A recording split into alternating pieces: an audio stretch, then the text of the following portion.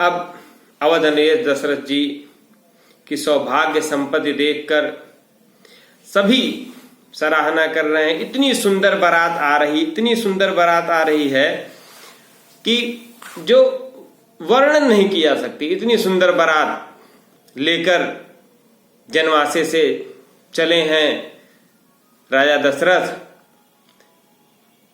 कि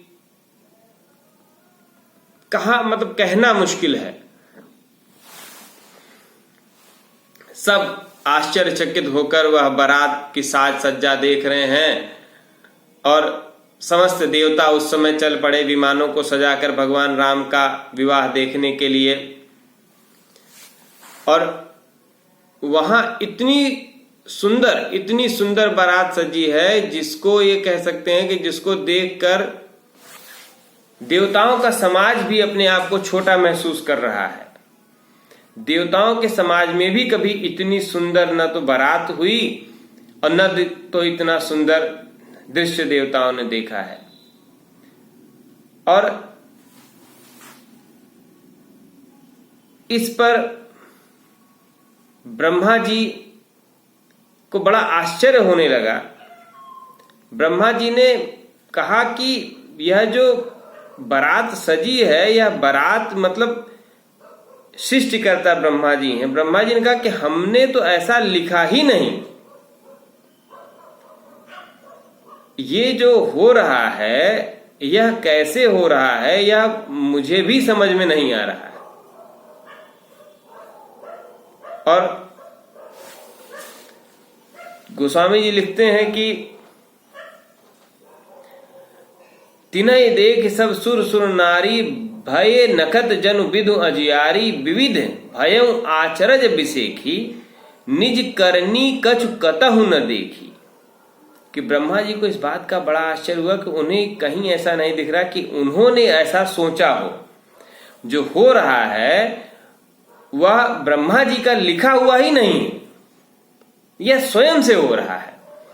तो इस पर शिव जी, भगवान शिव समझाते हैं ब्रह्मा जी को, जिनकर नाम लेत जग माही, सकल अमंगल मूल न साही। जिनका नाम लेने से समस्त अमंगल मूल रूप से नष्ट हो जाते हैं, जड़ सहित नष्ट हो जाते हैं। करतल होई पदार्थ चारी, तई से राम कहेउ काम आए। उन्होंने कहा कि जिसके जो चारों पदार्थ धर्म अर्थ काम मोक्ष जिसकी मुट्ठी में हो जाते हैं, जिनका नाम लेकर, वह सीताराम जी का विवाह है। इसमें आपका कुछ भी लिखा नहीं है, बस आप चलो और बारात देखो। यह कहकर भगवान शिव भी नंदी जी को आगे करके बारात में चल पड़ते हैं। बहुत सुंदर बारात सजी हुई मालूम देती है। समस्त देवता अपने अपने विभिन्न अलग अलग रूप रखकर बारात में उपस्थित हुए हैं। समस्त सिद्धियां माता सीता की उस बारात को सुसज्जित करने में लगी हुई हैं। समस्त ब्रह्मांड के समस्त देवता उस बारात को मांगलिक करने में लगे हैं। और राम रूप नखसिग सुभग, बारहि बार निहार, पुलक गात लोचन सजल, उमा समेत पुरार। भगवान राम का सुंदर स्वरूप देखकर, भगवान राम के सुंदर रूप, नख से लेकर चोटी तक जो सुंदर स्वरूप भगवान देखते हैं महादेव, तो उनकी आंखें भी जल से परिपूर्ण हो जाती हैं। अपने प्रभु का, अपने राम जी के रूप को बार बार निहार कर भगवान शिव भी अपने हृदय में आनंदित होते हैं और सजल नयन से भगवान के इस रूप को बार बार देखते हैं और ये सोचते हैं कि यह दृश्य यहीं ठहर जाए। बहुत सुंदर।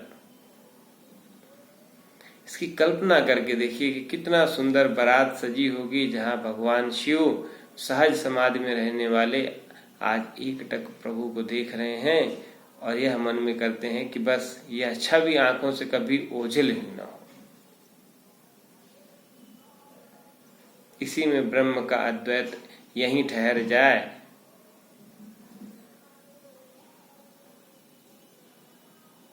स्व को भूल जाना। भगवान शिव जो हजारों हजारों साल समाधि में रहते हैं, वह भी स्व को भूल के राममय हो रहे हैं, ब्रह्ममय हो रहे हैं। प्रभु का वह रूप देखकर स्वयं को भूल जा रहे हैं।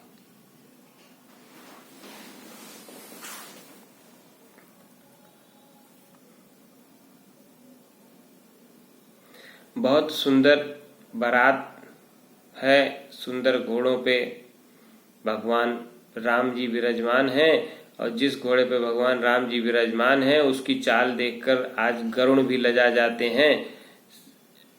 ऐसा लगता है कि वह खूबसूरती में इतना सुंदर घोड़ा है कि लगता है कामदेव ने स्वयं घोड़े का रूप ले लिया है, कि हर किसी को जितने सुंदर राम जी हैं उतना सुंदर ही वह घोड़ा दिख रहा है। और राम जी की शोभा देखने के लिए आज जिसकी जितनी नयन है वह अपने आप को बड़ा भाग्यशाली समझ रहा है। गोस्वामी जी लिखते हैं कि आज जो गौतम जी ने श्राप दिया था कि इंद्र के 1000 नेत्र हो जाएं, तो आज इंद्र अपने आप को सबसे सुखी मान रहे हैं, क्योंकि वो 1000 नेत्र से भी देखकर भगवान राम का वह स्वरूप पूरी तरह नहीं देख पा रहे हैं।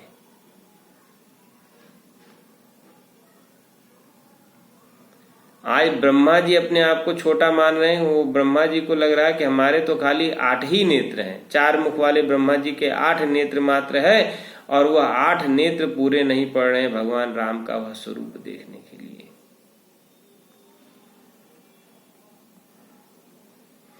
स्वामी कार्तिकेय अपने आप को इसलिए ज्यादा खुश मान रहे हैं, ब्रह्मा जी से भी ज्यादा अपने आप को संतुष्ट मान रहे हैं, क्योंकि उनको यह वरदान है कि वो ब्रह्मा जी से 1.5 गुना यानी वह 12 नेत्रों से देख रहे हैं। इस प्रकार इतनी सुंदर बारात है कि पृथ्वी पे 2 आंख वाले मनुष्य न तो उस बारात को कभी आंख भर देख सकते हैं, जब जब देखते हैं कुछ छूटा सा लगता है, और न तो ज्ञानी जन उसको कविवर उस बारात का बखान कर सकते हैं। जिसको देखना ही पूरा संभव नहीं, उसको बखान कैसे करेंगे। चारों तरफ मंगल गान हो रहा है, गाने बज रहे हैं, और बहुत सुंदर बारात सजी है।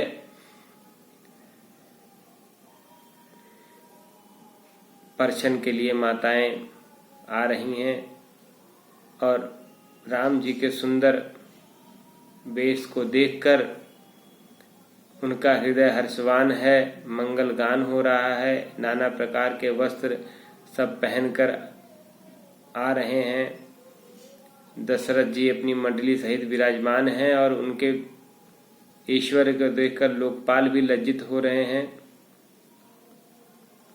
और भगवान की आरती कर कर भगवान राम को बुलाकर मंडप में बैठाया गया अर्घ्य देकर, और भगवान को आरती करके वस्त्र आभूषण निछावर करके औरतें गीत गा रही हैं। सब आहिस्ता आहिस्ता, हर व्यक्ति अपना कार्य अब आहिस्ता आहिस्ता कर रहा है, कि जिसको जो कार्य मिला आदमी चाहता है कि आराम से करें, प्यार से करें, उसमें कोई जल्दी करना ही नहीं चाहता है। जो नाव है, भाट है, बाकी लोगों को निछावर मिल रहा है। जनक जी सब प्रकार की वैदिक रीतियां करते हैं, दशरथ जी से मिलते हैं। दोनों लोग अत्यंत आनंदित हो रहे हैं यह विवाह देखकर। और ब्रह्मा जी ने कहा कि जब से यह संसार उत्पन्न किया, जो कि ब्रह्मा जी का ही लिखा सब कुछ रहा, बहुत से विवाह देखे उन्होंने, स्वर्ग में भी देखे, तमाम देवताओं के विवाह देखे, लेकिन इतना सुंदर विवाह आज तक ब्रह्मा जी ने नहीं देखा। और इतना जोड़े का विवाह, जहां पे सब साज समाज बराबर है, और तो और आज समधि भी दोनों बराबरी के हैं। जहां एक तरफ भगवान राम के पिता राजा दशरथ हैं, वहीं मां जानकी समस्त सिद्धियों की जनक माँ सीता जी हैं। जहाँ जनक जी स्वयं विदेह हैं, ज्ञानियों में परम श्रेष्ठ हैं, वहाँ मनु के रूप में अवतरित राजा दशरथ स्वयं साक्षात ज्ञानवान है। दोनों को कोई चाह नहीं। तो सुंदर दोनों समधी और सुंदर जोड़ी और सुंदर समाज, ये बराबर का जोड़ा आज तक ब्रह्मा जी ने भी नहीं देखा। ऐसा गोस्वामी जी लिखते हैं कि इतनी बराबर की, जिसको कहते हैं हमारे यहाँ कहते हैं ना शादी बराबरी में होनी चाहिए, तो ऐसी बराबर की शादी नहीं देखी गई। बहुत सुंदर मंडप की विलक्षण रचना, बहुत ही सुंदरता, मुनियों के मन को मोह लेने वाली,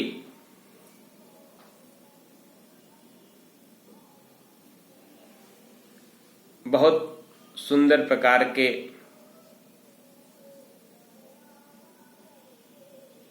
वस्त्र आभूषण सजाए गए।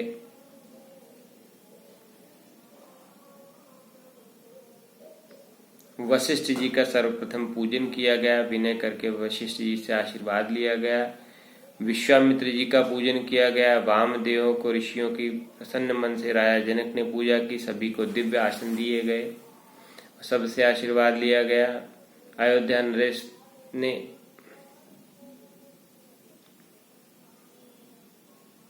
राजा जनक ने फिर अयोध्या नरेश को ईश्वर के समान जानकर पूजन किया। हमारे कहते हैं समधी मिलन। तो राजा जनक ने अयोध्या नरेश की पूजा की। राजा ने संपूर्ण बरातियों का समधी के समान ही आदर के साथ पूजन किया।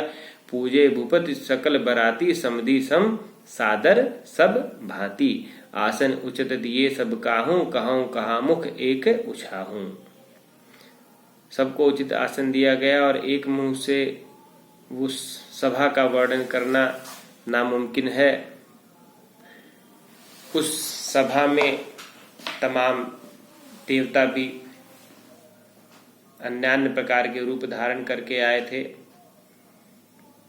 उन सबको भी उचित आसन दिया गया। ब्रह्मा, विष्णु, महेश, दिक्पाल, सूर्य आदि जो रघुनाथ जी की महिमा को जानते हैं, सब वेश रखकर आए थे और सबको बिना पहचाने ही सुंदर सुंदर आसन दिया गया। यानी राजा जनक ने किसी को यह जानने की कोशिश नहीं की कि कौन है। जो भी बारात में आया है सबको समान आदर दिया गया, क्योंकि इस समय राजा जनक को भी स्वयं की सुध ही नहीं है, तो किसी को जानने का अर्थ ही नहीं है। यहाँ मात्र एक और एक ही जानने के लिए है कि भगवान राम का आज विवाह मिथिला नगरी में है। इसके सिवा दूसरा कुछ जानने का कारक ही नहीं।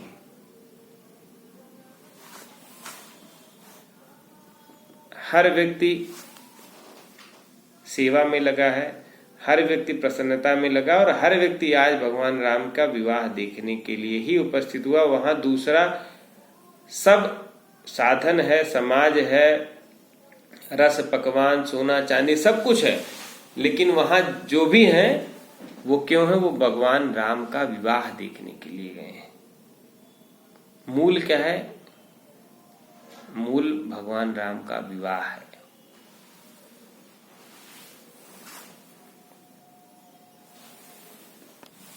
इस प्रकार सुंदर मंडप में मां सीता जी को लेकर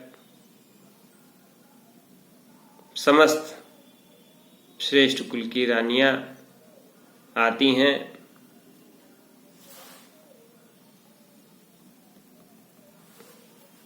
आदर के साथ सखियां सीता जी को लिवा चली। उनके सुंदर मंगल साजों से मंगल गान करती हुई आ रही हैं। सभी सुंदरियां 16 श्रृंगार किए, मतवाले हाथी के समान गमन करने वाली, और इतना सुंदर गान कर रही हैं कि जिसको कहते हैं कि ऋषि मुनि भी अपना ध्यान भंग कर दें। इतना सुंदर मधुर गान के साथ मां सीता उस मंडप में आती हैं और मां सहज ही उस मंडप में शोभायमान हो रही हैं। वह अतुलित शोभा मां की कही नहीं जा सकती है। और सी सुंदरता बरनि न जाई, लघु भांति बहुत मनोहर ताई।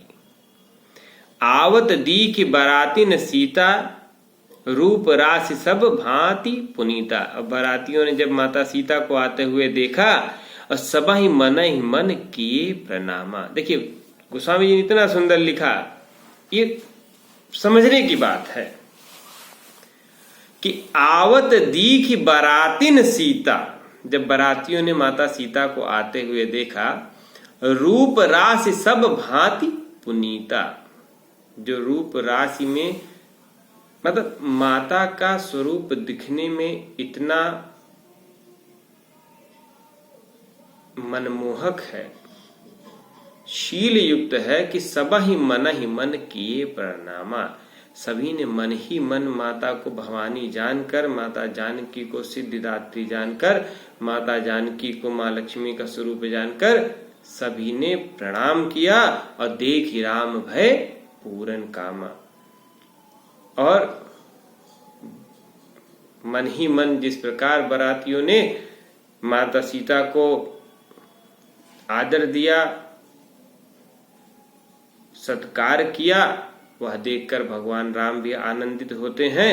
हर्षे दशरथ सुतन समेता, कहीं न जाए उर आनंद जेता। और महाराज दशरथ ने जिस प्रकार माता जानकी को आते देखा तो उनके मन में भी परम संतोष हुआ मां भवानी के उस स्वरूप को देखकर।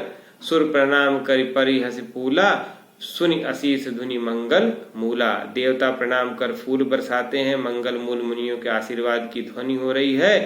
गान निशान कोलाहल भारी, और प्रेम प्रमोद मगन नर नारी। सभी प्रेम मग्न होकर मंगल गान करते हैं। यही विदिशीय मंडप ही आई, इस प्रकार माता सीता उस मंडप में आई। प्रमुदित शांति पढ़ई मुनिराई, और सभी मुनिवर लोग प्रसन्न होकर गान पढ़ने लगते हैं। तही अवसर कह विधि व्यवहारु, दोह कुल कर सब कीन अचारु। और इस समय व्यवहार की विधि और कुलाचार सब गुरुओं के द्वारा मिलकर किया गया। अब विवाह की विधि शुरू होगी, जिसको हम अगले अंक में